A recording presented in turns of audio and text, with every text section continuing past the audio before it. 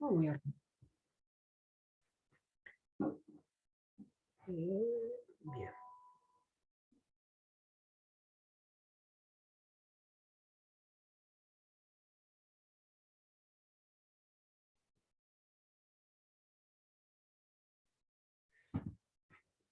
Bueno, muchachos, vamos a arrancar con la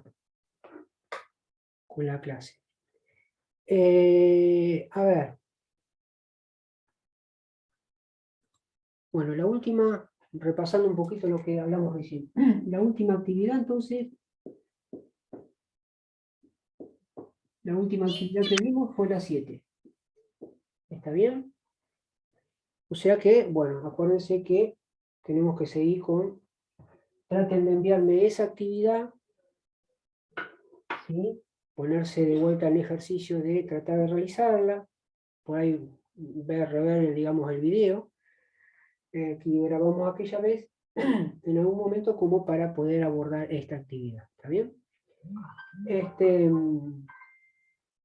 Algo le iba a decir con esta actividad, algo que me quedó... de algunos que por ahí me mandaron la actividad 7, hay algún tipo de ejercicio más allá de ese verdadero o falso, pero es algo que sigo viendo como que hay algo matemático ahí que está dando vuelta, ¿está bien? Por ahí, pero un poquito como para reforzar eso, ¿está? En algún momento vimos que hay una fórmula, sí, pero todo trazo fino me dieron. Voy a usar otras que tengo por ahí. Habíamos visto la fórmula de energía, ¿está bien? Donde la fórmula de energía era igual a la constante de Planck por la frecuencia, ¿está? Ahora seguimos adelante. Nada más hago acá un paréntesis con respecto a esta actividad a las 7, ¿está? Y hay algún momento que pregunta, ¿sí? Donde tengo que calcular esta frecuencia como para obtener un valor. Pero esto para que a posteriori, si se le presenta algún tipo de ejercicio donde aparezca justamente esto que les voy a explicar ahora. En algún momento, como ustedes tienen que calcular la frecuencia, esta energía, esto que está multiplicando, la constante de Planck, pasa dividiendo. Y le queda la energía sobre la constante de Planck igual a la frecuencia. ¿Está? Entonces acá pues, vamos a suponer que pongan, no sé, 10 electrovolt, que es la unidad de energía, dividida la constante de Planck. Me queda 4,15 por 10 a la menos 15 electronvolt por segundo. ¿Está bien? Esa es la constante, el valor de la constante de Planck. Ahora, ahí pasa algo después cuando ustedes resuelven todo esto. Porque de acuerdo a este valor, ustedes después lo comparan con el otro parámetro de la otra onda, y es como que al final le pregunta el valor de la frecuencia, quién es mayor, más grande que quién y eso.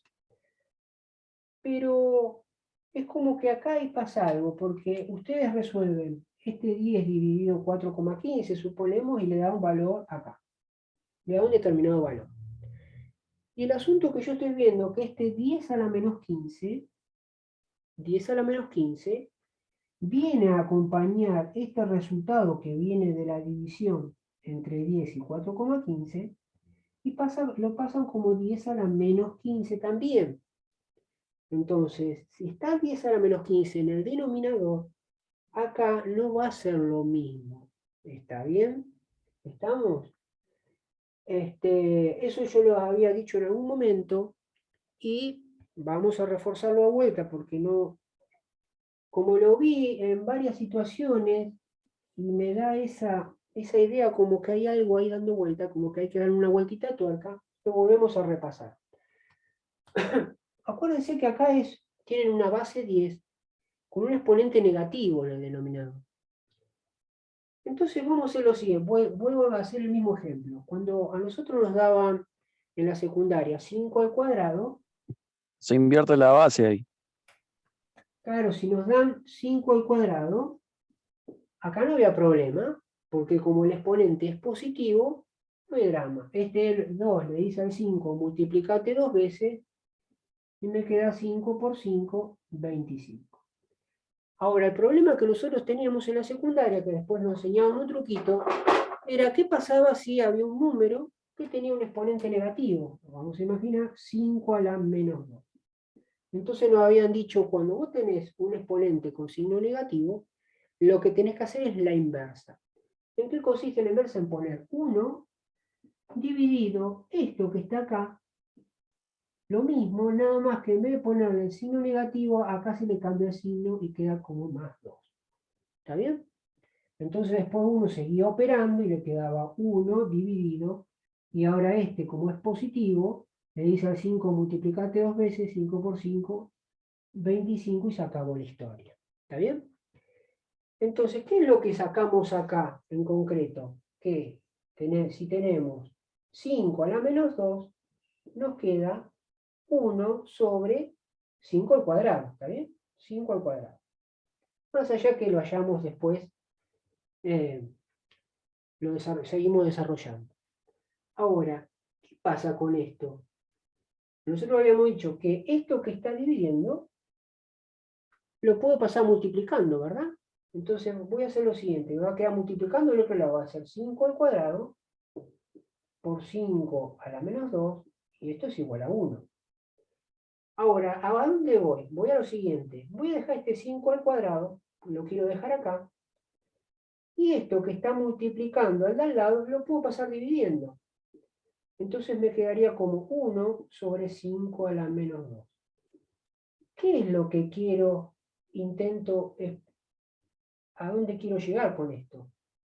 Es que justamente, si yo tengo un número, una base con un exponente negativo, lo puedo escribir como 1 sobre 5 al cuadrado. ¿Está bien? Y otra es algo que es algo nuevo. ¿Por qué? Porque uno no está acostumbrado a ver esto. Pero yo les había dicho que si yo tengo una base elevado al cuadrado, o elevado a un exponente positivo, lo podía escribir a la inversa. ¿Cómo a la inversa? Como poner 1 sobre 5 a la menos 2. ¿Está bien? Con esto que le estoy demostrando acá. ¿A dónde quiero ir con esto? Justamente acá en el denominador tengo 10 a la menos 15. Podría suponer que acá arriba, hay un 1, de alguna manera. Hay como un 1 imaginario. Vamos a ponerlo acá, porque si yo pongo un 1 acá, imaginario, multiplicado por lo que fuera en el numerador, me sigue quedando lo del numerador, o sea que no lo lastima. Entonces fíjense, si yo tengo ese 1 imaginario escondido sobre este 10 a la menos 15, es como si estuviese en esta situación. ¿Y qué pasa con esta situación? ¿A dónde voy? A lo mismo que tengo abajo, pero con el exponente positivo. Entonces digo, entonces, si este 10 menos a la menos 15 que está en el denominador no interactúa con nadie, ¿cómo va a parar el resultado? Va a parar el resultado lo mismo, pero con el exponente positivo. Si acá está negativo, acá pasaría positivo. ¿Está bien? Entonces acá quedaría como más 15. ¿Estamos? ¿Está bien? Si no, otra manera de ver esto, hago un cachito de matemática y después seguimos con lo nuestro. ¿No sería resolverlo para que quede más? ¿Cómo? ¿No sería resolverlo la idea? ¿Vos decís esto? ¿Resolverlo? O sea, aplicarlo en conjunto al resultado que le dio ahí directamente. Sí, lo que pasa es que muchas veces esto no se trata de no tocar. Esa es la idea. ¿Por qué no tocar? Porque este 10 a la menos 15 le diría a este número, ¿sí? Si es decimal o es entero, corre la coma 15 lugares hacia la izquierda. Y si vos lo querés poner después en la calculadora para ver qué número final vas a tener acá, este valor es como que se pierde en la calculadora, ¿está bien? ¿Estamos? Pero ya tendríamos que Sí, entrar sí, en sí, sí. otra. Entonces la idea es, Pero sí, decime. también da un número, bueno, a veces cuando son números altos, da como resultado con exponente. O sea, supongamos que, como Sí, dijo ahí, 1 sobre 20, qué sé yo, 25 o 5 a la menos, qué sé yo, 15, por decirlo así. Sí, O sí. sea, da lo mismo, da como mismo resultado. O sea, está bien, no te tira el resultado entero, pero te da en notación científica, quiero decir eso. Claro. ¿Por qué? Porque el número es muy grande. Entonces, de fondo es eso. Es como si vos resolviese, la máquina te resuelve esto, y esto no te lo toca y te lo pone al lado de este resultado. ¿Vos qué pones? 10 dividido 4,15 por 10 a la menos 15. Entonces acá te va a dar un valor que sale de esta división con una notación científica que te va a poner la calculadora. ¿Está bien? Donde de alguna manera Claro, lo que yo intento es que ustedes no toquen eso.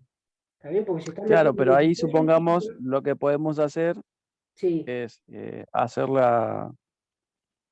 hacer ese resultado, por decirlo así, lo podemos pasar en fracción para no tocar el número de abajo. Y sabemos que en la parte de abajo de la fracción acompaña ese 10 a la menos 15. Eso es lo que quería decir. claro, No sé si me pero explico. sí, vos decís este valor, lo resolvés y obtenés este valor. ¿Eso es lo que me decís? Claro. Y ahí eso te va a dar un número, o sea, un número decimal, por decirlo así. Perfecto. Eso es pasarlo a fracción y hacerle la notación científica como sigue abajo, acompañando lo que vendría a ser el denominador, podría ser, no me acuerdo bien. El, no sé si me explico. Bueno, ese 10 dividido 4,15 da un número decimal, quiero decir, Sí, ¿no? vamos a hacerlo. Que, que a su vez se puede representar con una fracción, eso es lo que quiero decir. Profesor, Sí, sí, se puede representar. Pero bueno, sí, decime. digo yo entiendo que nosotros como estamos resolviendo, eh, eh, poniendo la constante que es un número fijo, que ya sabemos que es ese, el Sí, resultado, el resultado de lo que sea tiene que quedar igual, o sea, tiene que quedar igual que la constante. Nada más que va a cambiar el número en la división. Por ejemplo, 4 dividido 4,15, 10 dividido sí, 4,15. claro. Y al transformarlo, al pasarlo, sí o sí queda positivo, y eso es todo. Y eso es todo. Para ese tipo de casos queda igual así, Claro, porque es base 10, digamos. claro. Lo que yo trato es que no tengan que operar este valor, esta notación científica, porque son números grandes. ¿Está bien? Para decir, bueno, ¿cuál es la idea? Que ustedes operen estos números, este número representativo que va acompañado con esta notación científica, que este valor interaccione con el numerador, de ahí salga un valor acá, y que esto que no tocarlo y que lo acompañe, nada más que porque está en el denominador, que le cambie el signo de exponente, lo único. ¿Está bien? Está O sea, eso. profesor, que queda el valor, queda el valor que sea, a la 10, digamos, a 10 a la 15, electrovolt segundo. O sea, Exacto. siempre va a dar ese resultado para este tipo de... Claro, acá es 10 dividido 4,15 me dio 2,4. Entonces va a ser ese 2,4 por, y va a acompañar esto que nunca interactuó, se lo va a acompañar a ese número que sale de esa división. ¿Está bien? No, no. Y listo.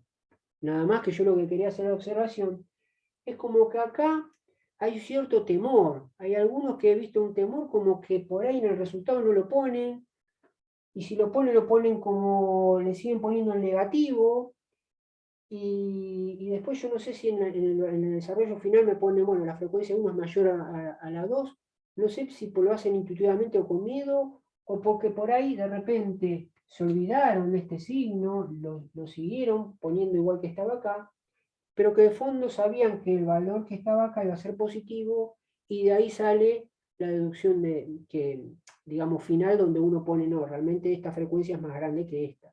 ¿Está bien? Pero veo esas cosas como que hay un cierto temor dando vuelta acá. ¿Está bien? Pero es un cálculo nada más. Profe, Sí, decime. profe, vio que ahí, bueno, ahí le dio 2,4. Sí, Eso representado en fracción sería 24 sobre 10.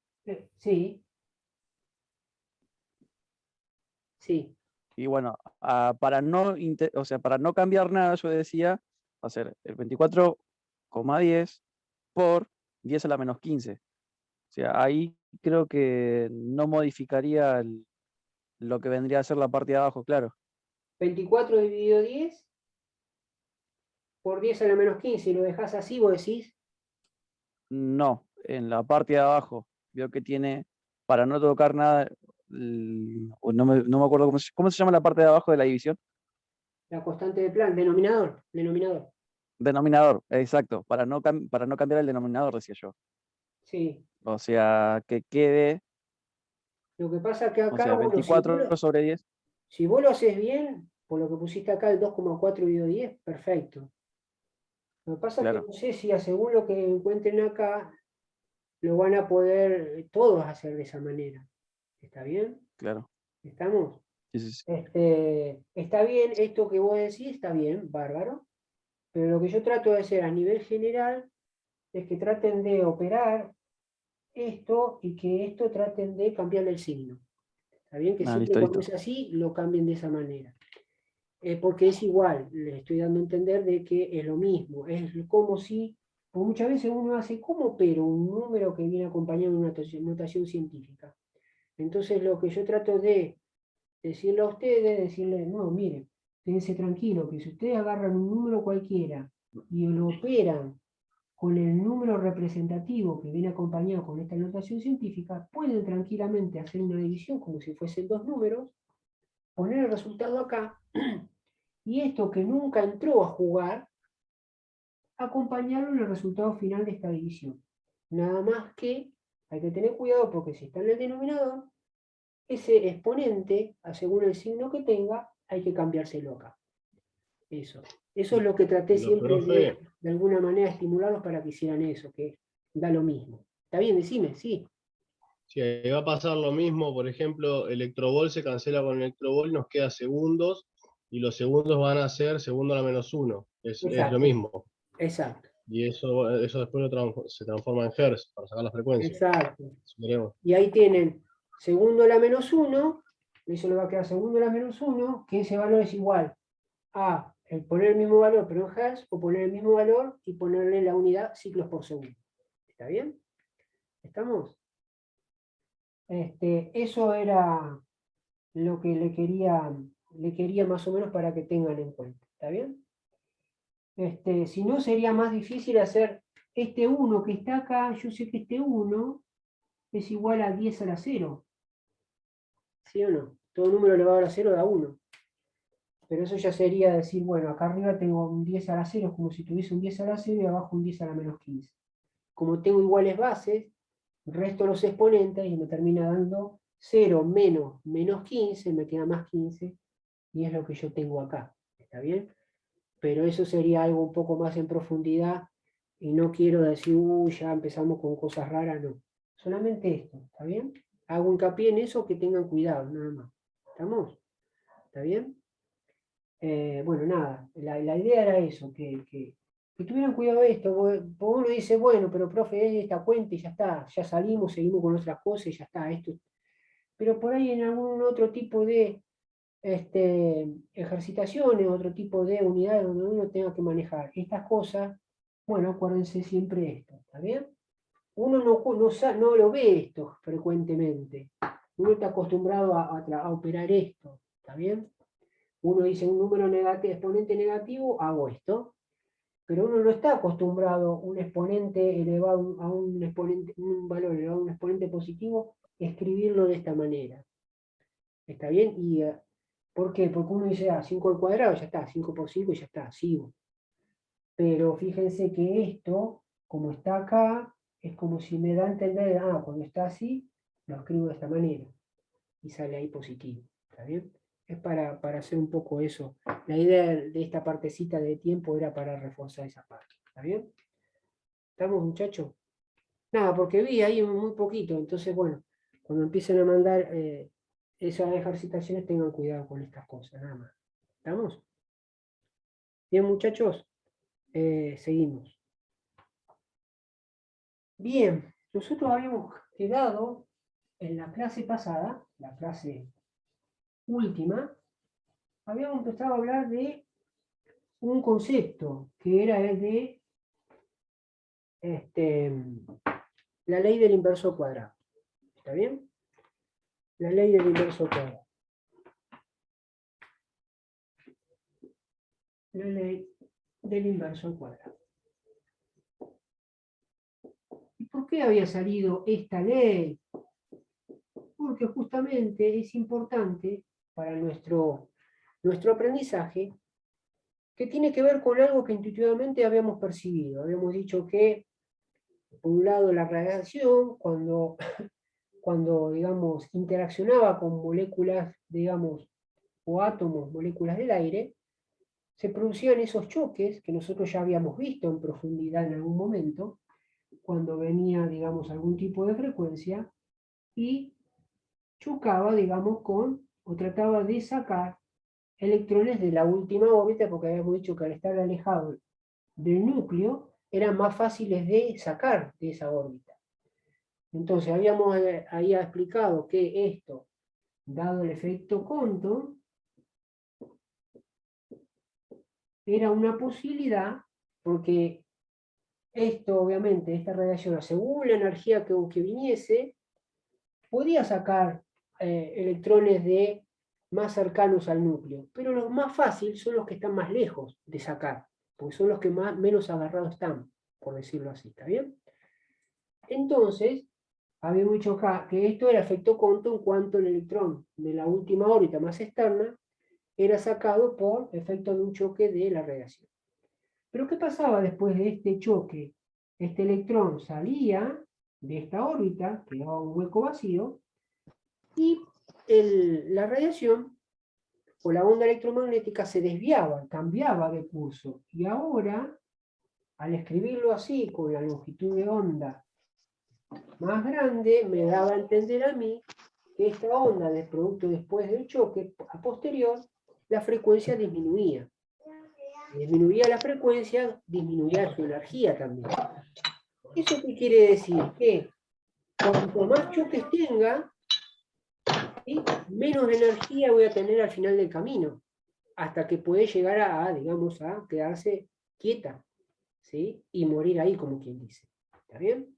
Entonces, esto nos daba a entender que si nosotros teníamos que recorrer, la radiación tiene que recorrer 1 metro de distancia, ¿sí? Vamos a suponer que tenía que interaccionar con varios átomos acá, varios átomos o moléculas del aire, y que si acá tenía que recorrer 1 metro, iba ahí a llegar a este punto, por decirlo acá, al final de 1 metro, con una determinada energía. ¿Está bien? Pero que no era lo mismo si esta misma radiación, tenía que interaccionar en su paso con determinada cantidad de átomos, ¿sí?, y que la distancia que tuviese que recorrer no fuese 1 metro, sino que fuese, digamos, más. Vamos a poner 2 metros. ¿Eso que nos da un indicio? De que va a interaccionar con más átomos a su paso, porque es más distancia que va a recorrer. Entonces, lo que a nosotros nos daba la idea que la energía final con que iba a llegar esta radiación original iba a ser mucho menor con respecto a este escenario, en la cual esta radiación interaccionaba con átomos en una distancia de 1 metro. ¿Está bien? Entonces, eso está bien, lo vemos, lo podemos entender intuitivamente, pero lo que habíamos dicho es decir, bueno, ¿habrá alguna fórmula que de alguna manera nos pueda dar un dato un poquito más certero con respecto a algo que intuitivamente nosotros lo podemos entender, pero queríamos ver si existe algún tipo de fórmula o algo que nos pueda, digamos, dar algo más certero? Y de ahí salió la idea de esta ley, que es la que habíamos, ¿sí?, presentado en las últimas clases, ¿tá?, que era la ley del inverso al cuadrado, donde es una ley donde de alguna manera, ¿sí?, decíamos, bueno, habíamos dicho, lo que hizo I1 sobre I2 igual a distancia 2 al cuadrado sobre distancia 1 al cuadrado. Esta era la fórmula que habíamos puesto, digamos, como base fundamental, ¿sí?, y que de alguna manera podía llegar a confundirlos, pero no. ¿Por qué hay 2 tipos de intensidades y hay 2 tipos de distancia? Porque lo que trata de esta ley de relacionar es a partir de tener un dato que alguien nos pueda suministrar o alguien nos pueda decir, ¿sí? ¿Cuál es ese dato que tiene que tener desde el vamos? De decir, mira, yo necesito calcular a determinada distancia, desde acá a determinada distancia, cuál es la radiación que yo tengo. ¿Está bien? Pero lo que yo necesito saber es decir, bueno, ¿con cuánta radiación parto? Este objeto, ¿qué intensidad de radiación emite? ¿Está bien? Entonces yo necesito algo como para saber con cuánta intensidad de radiación voy a llegar a determinado lugar. Entonces, acá aparece lo que se llama I1 y D1. Hay alguien que nos va a decir, mira, a determinada distancia hay cierta intensidad de radiación, I1. Entonces, teniendo eso como dato de partida, uno puede, después de ahí en más, si alguien te dice, bueno, si yo sé que a cierta distancia yo tengo cierta radiación, entonces, si yo quisiera saber a determinada distancia, D sub 2, qué intensidad voy a tener, I sub 2, entonces acá ya tengo una fórmula en la cual, haciendo un despeje, yo podría tener algo más aproximado de qué radiación tendría en determinada distancia, teniendo como parámetro dato de referencia esta intensidad en esta distancia. ¿Está bien? ¿Estamos? Esto nos va a servir mucho para cuando, obviamente, ustedes cuando manejen, digamos, el equipo de rayos X, intuitivamente van a decir, bueno, yo necesito hacer una placa con más radiación para que salga más nítido.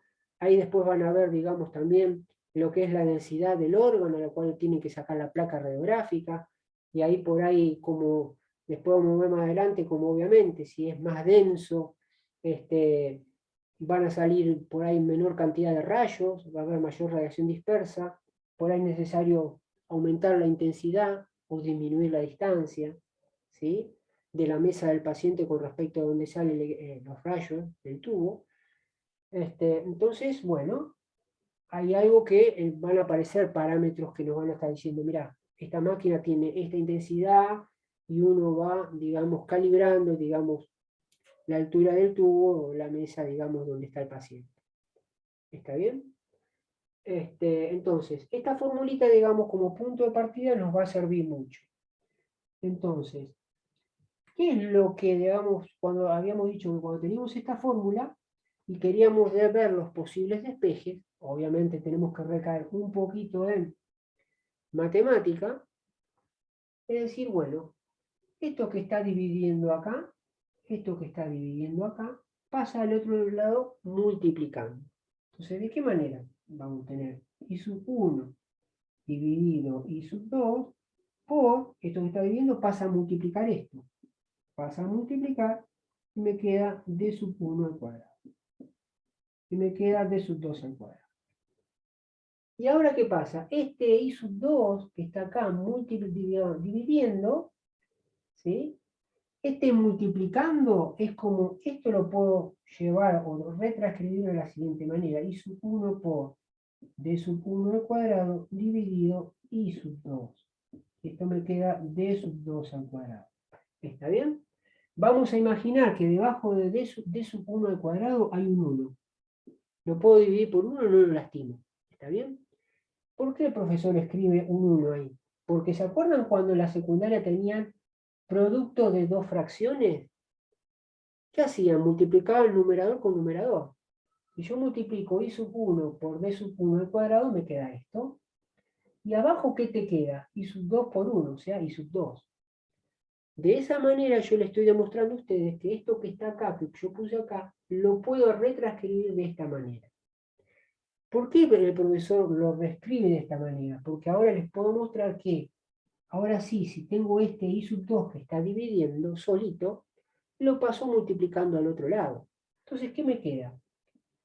I sub 1 por D sub 1 al cuadrado igual a ¿qué?